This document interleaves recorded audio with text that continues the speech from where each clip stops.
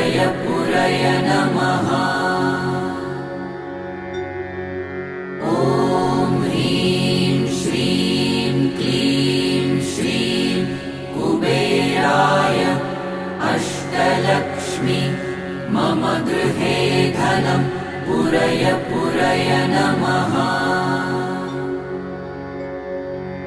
ॐ ह्रीं श्रीं क्लीं श्रीं कुबेराय अष्टलक्ष्मी मम गृहे धनं पुरय पुरय नमः।